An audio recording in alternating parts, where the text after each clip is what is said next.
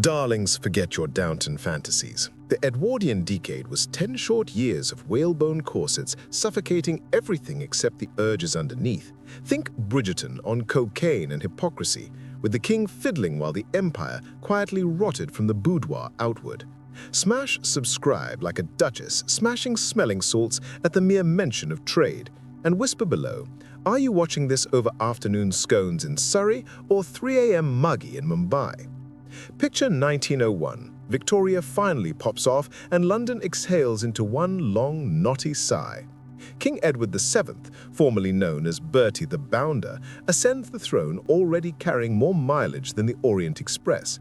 His coronation oath was sacred, his little black book was sacrosanct. One courtier noted that His Majesty kept 2 appointment diaries, one for cabinet meetings and one for cabinet ministers' wives. Punctuality, darling. The Marlborough House set immediately became the most exclusive club in Britain. Entry requirement, married to someone important and willing to be unimportant for an evening. The prince, now king, hosted bachelor dinners that mysteriously required evening gowns. One debutante arrived to find her assigned seat was the king's lap. Her mother called it a singular honor. The girl called it Tuesday. Meanwhile, down in Limehouse, the docks steamed with a different trade. Rich gentlemen took the night boat to Chinatown for exotic entertainments. Opium dens doubled as knocking shops where tiny Chinese girls barely past puberty were displayed like pastries. £1 bought an hour, £2 bought silence. The Pall Mall Gazette called it the Yellow Peril. The gentleman called it research. Back at Mayfair, the maiden tribute scandal still lingered. Respectable virgins were procured for aristocratic first nights. One Harley Street doctor advertised certified untouched goods, complete with signed affidavit. Prices started at 50 guineas and rose faster than the girls' panic. The good doctor retired to Monte Carlo. The girls retired to nowhere. And the motorcar orgies. The newfangled automobile meant privacy on wheels. Hyde Park at midnight looked like a parking lot for sin. One pair installed velvet cushions and a cocktail cabinet in his Rolls. The chauffeur earned danger money for keeping his eyes on the road while everything behind went off it. The peer's wife sent thank you notes on crested stationery. The corset discipline craze hit pitch peak.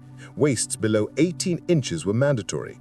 One society beauty fainted at Ascot. Doctors cut her laces and found 3 broken ribs and a note from her lover tucked inside. The note read, "Breathe when I'm gone, darling." She framed it. Next, we'll slip between the sheets of the Bloomsbury set, because nothing says Edwardian repression like poets inventing free love while wearing 3-piece suits. Keep your garters tight and your secrets tighter, darlings. Darlings, we last saw Bertie treating the empire like his personal sweet shop. Now follow me to Bloomsbury, where the intellectuals decided repression was terribly middle class, and the only cure was to sleep with absolutely everyone, preferably in charcoal sketches and Greek verse. The Bloomsbury set moved into Gordon Square and immediately turned it into the most fashionable commune since Sodom.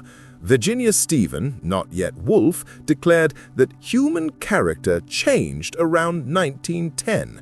Translation: she finally got to kiss Vita Sackville West without a chaperone having a stroke. Lytton Strachey lounged on sofas, pointing his beard at handsome young men and announcing, "I've decided to be buggered by Duncan tonight." Duncan Grant obliged. So did half the Royal Academy. The other half painted them doing it. Art, darling. Lady Ottiline Morell threw Thursday evenings that started with poetry and ended with musical beds. Guests arrived in evening dress, left in nothing but cigarette ash. One bishop wandered in looking for a prayer meeting and stumbled out at dawn muttering, "I've seen the future and it involves a lot of knees." He resigned the next week. Vanessa Bell painted nudes by day, raised children by night, and never bothered asking who the fathers were. "The more the merrier," she said, while mixing cerulean with someone else's husband. The children called every man in Bloomsbury uncle and grew up delightfully confused. The real scandal was the Omega workshops, officially avant-garde furniture. unofficially a pickup joint. Roger Fried designed a chaise lounge specifically shaped for three. It sold out in a week. Harrods refused to stock it. Fortnum and Mason put it in the window with a discreet price tag and a lock. Down in Fitzroy Square, the poets kept score. Lytton wrote letters rating lovers like Michelin stars. Maynard Keynes, 2 stars, vigorous but over quickly. Bunny Garnett, 3 stars, stays for breakfast. Keynes read the letter, laughed, and raised Lytton's allowance. And the women weren't idle. Vita Sackville-West, dressed as a man, slipped into London clubs and picked up guardsmen. Her husband, Harold, wrote ecstatic letters from the diplomatic bag. Do enjoy yourself, darling, and bring me back details. Modern marriage goals. The Dreadnought hoax sealed their legend. Virginia blacked up as an Abyssinian prince, complete with turban and beard, and calmed the Royal Navy into giving her battleship a full honor guard. The Navy never recovered. Virginia celebrated by seducing half the wardroom in one weekend, the other half queued politely. Next, we'll waltz into the royal household itself, because even the king's own courtiers were keeping score, and the footman knew every secret passage. Keep your Bloomsbury blooming, darlings. Darlings, we left Bloomsbury tangled in their own silk sheets and cigarette smoke. Now tiptoe with me through the servants' corridors of Buckingham Palace, because while the king was busy collecting coronets upstairs, the footmen were collecting something far more interesting below. Edward VII kept a private suite at the Paris Ritz, nicknamed Le Boudin, the Black Pudding, on account of its crimson walls and round bed. Back in London, he had a replica built behind the Belgian suite, complete with a mechanical chaise that tilted at the press of a royal toe. The Queen refused to enter. The staff called it His Majesty's seesaw. The King's favorite trick? The lift malfunction. He would order the lift stopped between floors, ring for a pretty maid, and spend a leisurely 20 minutes waiting for engineers. The engineers were paid triple to walk slowly. One maid emerged with a diamond brooch and a limp. She retired to a cottage in Surrey at age 19. Efficiency, darlings. Downstairs, the footman ran a betting pool on which aristocrat would be caught next. The book was kept in the pantry next to the silver polish. Top favorite? Daisy, Countess of Warwick, the king's official spare. She kept a flat in St. James's for afternoon appointments and sent the king invoices disguised as dressmaker bills. The Lord Chamberlain paid without blinking.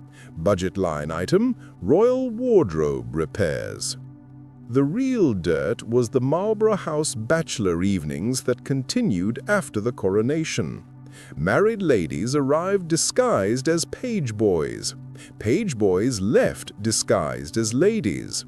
One duchess got stuck in the chimney trying to escape at dawn. The fire brigade was called. The king tipped them generously and invited the captain to next month's party. The Prince of Wales, future George V, pretended horror, but kept his own string of actresses in Maida Vale. His wife, Mary of Teck, turned a blind eye provided the girls never wore tiaras. One chorus girl forgot. Mary had her escorted out by the yeoman of the guard. Literally, the girl thought it was a publicity stunt until the gates clanged shut. The king's doctor, Frederick Treves of Elephant Man fame, doubled as pimp and pox consultant. He kept a little black bag with mercury pills on one side and French letters on the other. House calls were free. Discretion was priceless. Half the peerage owed him favors. The other half owed him money. The final masterpiece was the imperial tour. Whenever a royal duke visited a colony, the Foreign Office sent ahead a list of suitable hostesses. In India, the Maharaja of Kapurthala provided a dozen dancing girls trained in both Kathak and Kensington etiquette. The Duke wired home native customs most welcoming. His wife received the telegram and booked a long cruise.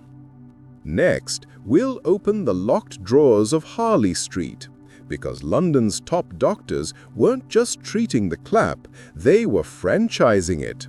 Keep your crown jewels polished and your secrets buried, darlings.